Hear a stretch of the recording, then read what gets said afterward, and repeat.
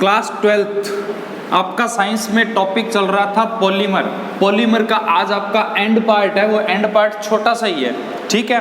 तो देखो जल्दी से इसमें आपको करना क्या है। एंड पार्ट के अंदर आपको ये करना है कि आप पढ़ोगे मैकेनिज्म ऑफ पॉलीमराइजेशन, मतलब पॉलीमर बनते कैसे हैं।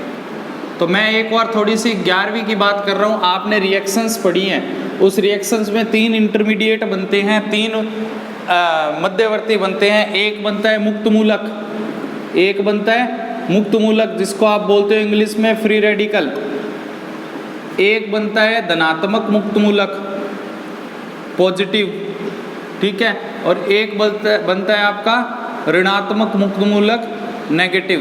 पॉलीमराइजेशन की ज़्यादातर रिएक्शंस किसके द्वारा होती है, पेरोक्साइड की उपस्थिति में LDPE का बनना बताया हुआ है। तो ज़्यादातर रिएक्शंस तो होती है मुक्त मूलक। ये इतनी इंपॉर्टेंट नहीं है बट बुक में दी हुई है, ठीक है, मैं बता दूंगा, मगर ये इंपॉर्टेंट है, इसका क्वेश्चन आ सकता है। हालांकि RBSc में इस टॉपिक का अभी तक क्वेश्चन नहीं आया। तो मुक्त मूलक क्रियाविधि फ्री रेडिकल मैकेनिज्म में देखो होता क्या है, ये कोई कंपाउंड है AB, ठीक है। अगर आपने यहाँ पे लिख दिया पेरोक्साइड और यहाँ लिख दिया HNu, दोनों में से कोई भी, तो इसका होमोलाइटिक विजन हो जाएगा, मतलब समास विखंडन हो जाएगा और A और B टूटेगा, A फ्री रेडिकल और B क्या बनेगा, फ्री रेडिकल। अगर आपने लिखा AB और किसी भी कारण से B दोनों इलेक्ट्रॉन अपनी ओर ले जाए या A दोनों इलेक्ट्रॉन अपनी ओर ले जाए, तो A के ऊपर नेगेटिव और B के ऊपर पॉजिटिव आ जाएगा, या B के ऊपर नेगेटिव और A के ऊपर पॉजिटिव आ जाएगा। तो देखो एक कैटायन और एक एनायन बन रहा है, एक धनायन और एक क्या बन रहा है, ऋण आयन बन रहा है। तो पॉलीमर तो तीनों अभिक्रियाओं से बनते हैं, तीनों मैकेनिज्म से बनते हैं, बट मोस्ट इंपॉर्टेंट कौन सी है ये, क्योंकि ज़्यादातर पॉलीमर किससे बनते हैं, इसी रिएक्शन से बनते हैं, ठीक है। अब मैं आपसे बात कर रहा हूँ फ्री रेडिकल मैकेनिज्म, देखो कैसे होती है। आपने 11th में पढ़ा है किसी भी रिएक्शंस के अंदर 3 स्टेप होते हैं, श्रृंखला को प्रारंभन करने वाला पद, श्रृंखला का संचरण पद और श्रृंखला का समापन पद। Chain initial step, chain propagation step and chain termination step, 3 step आपने पढ़े हुए हैं। तो पॉलीमराइजेशन के अंदर अपन फ्री रेडिकल की जब बात करेंगे तो सबसे पहले आप क्या करोगे, यहाँ पे ज़्यादा अपने को थ्योरी नहीं लिखनी, first initial step. Initial step का मतलब प्रारंभन पद। आपको सबसे पहले क्या करना है, रिएक्शंस को प्रारंभ करना है, शुरू करना है। तो सबसे पहले आप क्या लोगे, ये लोगे बेंजोइल प्रोक्साइड, बेंजोइल प्रोक्साइड। देखो सीधी सी बात है, जहाँ पर ऑक्सीजन ऑक्सीजन सिंगल बॉन्ड आ रहा है वो सभी क्या होते हैं, प्रोक्साइड होते हैं। इसका नाम होता है बेंजोइल प्रोक्साइड, ठीक है। सबसे पहले ये होगा, क्या होगा, होमोलाइटिक फिजन करेगा, ये टूटेगा, टूटेगा तो एक इलेक्ट्रॉन इधर और एक इलेक्ट्रॉन इधर जाएगा, आपको मिलेंगे 2C6H5, C double bond O और O पे फ्री रेडिकल, ठीक है। अब मान लो मैंने इसमें से एक मॉलिक्यूल लिया, इसका वापस मैं क्या कराऊंगा, होमोलाइटिक फिजन कराऊंगा, ये हाफ इलेक्ट्रॉन इधर गया, ये इलेक्ट्रॉन इधर गया, आपको मिलेगा C6H5 फ्री रेडिकल और CO2 गैस। अपने काम का ये है, इसको बोलते हैं फिनाइल फ्री रेडिकल, फेनिल मुक्त मूलक, फिनाइल फ्री रेडिकल। अब श्रृंखला का क्या होता है, संचरण कराना है, propagation step, propagation step. Propagation step में देखो बच्चों क्या होता है, प्रोपोगेशन स्टेप की जब अपने बात करते हैं, इसमें रिएक्शन आगे चलती जाएगी और कब तक चलेगी, जब आप ना रोकना चाहो तब तक चलेगी।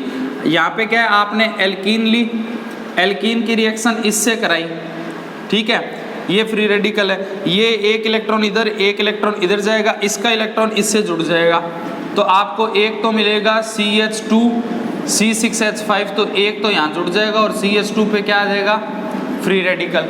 फिर आपको क्या करना है, इसी स्टेप को आगे चलाते जाओ, C6H5 CH2 फ्री रेडिकल, फिर किससे रिएक्शन करेगा, CH2 डबल बॉन्ड CH2 से, ये इलेक्ट्रॉन इधर ये इलेक्ट्रॉन इधर, और इन दोनों में क्या हो जाएगी, बॉन्डिंग। तो आपको मिलेगा C6H5 CH2N और CH2 फ्री रेडिकल। N का मतलब है, मैंने बहुत बार ये रिएक्शन मान लो कर ली।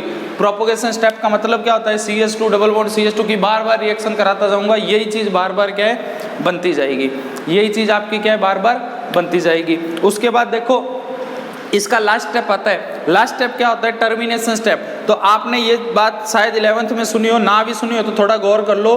फ्री रेडिकल से जब कोई फ्री रेडिकल आपस में जुड़ेगा तो वहाँ पे एक बॉन्ड बन जाएगा और रिएक्शंस क्या हो जाएगी, आपकी रुक जाएगी। फ्री रेडिकल से जब कोई फ्री रेडिकल जुड़ेगा तो बॉन्ड का फॉर्मेशन होगा और रिएक्शंस आपकी क्या हो जाएंगी, वहीं पर ही रुक जाएगी। तो थर्ड स्टेप मैं आपको करा रहा हूँ, वो आपका है टर्मिनेशन स्टेप। थर्ड स्टेप आपका क्या है? टर्मिनेशन। टर्मिनेशन का मतलब है समापन पद, ठीक है। अब क्या होगा कि C6H5CH2N CH2 फ्री रेडिकल, ये एक और CH2 free radical CH2N C6H5 से क्या करेगा?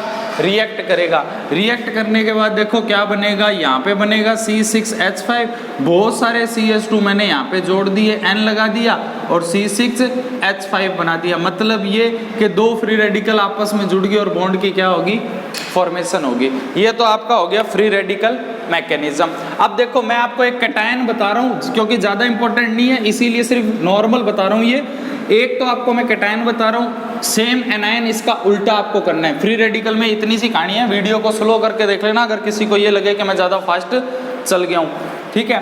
कैटायन के अंदर देखो होता क्या है कि मान लो ये CH2 डबल बॉन्ड CH2 है, फर्स्ट स्टेप इनिशियल स्टेप, और इसके साथ यहाँ पे कोई कंपाउंड जुड़ा हुआ है X, ठीक है।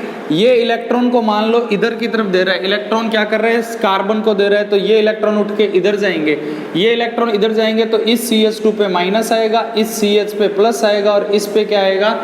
X आएगा। उसके बाद क्या होता है कि आपको क्या करना है, ये CH2 माइनस है, ठीक है ना, इसके ऊपर तो क्या हो जाएगा? कोई ना कहीं से हाइड्रोजन आके जुड़ेगा, क्योंकि ये सभी रिएक्शंस कैटालिस्ट की प्रेजेंस में होती है। कैटालिस्ट का काम होता है एक प्लस देना, मतलब एक स्टेप और आएगा। कैटालिस्ट मान लो मैंने AlCl3 ले लिया, इसका काम है एक प्लस देना। कैटायन की रिएक्शन बता रहा हूँ ना, तो एक प्लस पहले निकाल देना, जब एनायन की बात करूँ तो माइनस कर देना। ये A प्लस यहाँ जुड़ जाएगा, तो इस CH2 के साथ तो A जुड़ गया, ये CH प्लस है और ये क्या है? X है। इसकी दोबारा रिएक्शन अपन ने किससे कराई? इसी कंपाउंड से कराई। ये आपका दूसरा स्टेप है, प्रोपोगेशन, लंबा चलने वाला स्टेप, ठीक है। सेम वही रिएक्शन होगी, ये इधर जाएगा, ये इलेक्ट्रॉन को धक्का मारेगा तो इनके बीच में एक बॉन्डिंग होगी CH2A CHX, और यहाँ आएगा CH2 और यहाँ पर आ जाएगा CH प्लस X। ये बात समझ आएगी? प्रोपोगेशन स्टेप, ये माइनस था, माइनस प्लस जुड़ गया यहाँ पर, ठीक है, और CH पे क्या आ गया? X आ गया। अब क्या होगा थर्ड स्टेप में? जो आपने कैटालिस्ट डाला है वो प्लस भी देता है और माइनस भी देता है। लास्ट स्टेप में क्या होगा? ये CH2A CHX से यहाँ पे जुड़ जाएगा और CH2 बन जाएगा, CH प्लस X बन जाएगा। इसकी रिएक्शन आप किससे करा दो? B माइनस से करा दो, क्योंकि प्लस से कौन जुड़ेगा? B माइनस आके जुड़ेगा। अब आपको सर ये A B कहाँ से आए? तो ये रिएक्शंस कैटालिस्ट की प्रेजेंस में होती है और ये क्या करते हैं? A और B देने का काम करते हैं, ठीक है। CH2 हो गया, ये CH के साथ आपने क्या जोड़ दिया? B जोड़ दिया और X बना दिया। रिएक्शन आपकी क्या होगी? यहाँ रुक गई, ठीक है। ये कैटालिस्ट की प्रेजेंस में आपको रिएक्शन बताई है। अगर आप ये मैंने आपको कैटायनिक पॉलीमराइजेशन बताया, धनात्मक बहुलीकरण। अगर आप बात करो सर ऋणात्मक भी बताओ, ठीक है, ऋणायन वाला भी बताओ, तो ऋणायन में कुछ ही नहीं करना। ये जो X इलेक्ट्रॉन इधर दे रहे हैं ना, अब आप इधर कर दो, तो ये इलेक्ट्रॉन इधर जाएंगे, यहाँ पे प्लस आएगा, यहाँ क्या आएगा? माइनस। कैटालिस्ट आपको पहले दे देगा B माइनस, ये यहाँ लिखोगे B माइनस। B माइनस किससे जुड़ेगा? प्लस से, और यहाँ क्या आ जाएगा? माइनस। फिर रिएक्शन सेम ऐसे ही चलाओगे, फिर यहाँ पर A प्लस को ऐड करा देना, क्योंकि यहाँ माइनस होगा, A प्लस ऐड करेगा तो ये इसके साथ क्या हो जाएगा? जुड़ जाएगा। सेम इसका क्या करना है? उल्टा करना है, ठीक है। सिर्फ एरो को आपको क्या करना है? घुमाना है। ये आपका पॉलीमराइजेशन लेसन कंप्लीट हो गया है। नेक्स्ट लेसन आपका मैं कराऊंगा, वो कराऊंगा बायोमोलिक्यूल, ठीक है बच्चों। तो बायोमोलिक्यूल अपने लेसन करेंगे।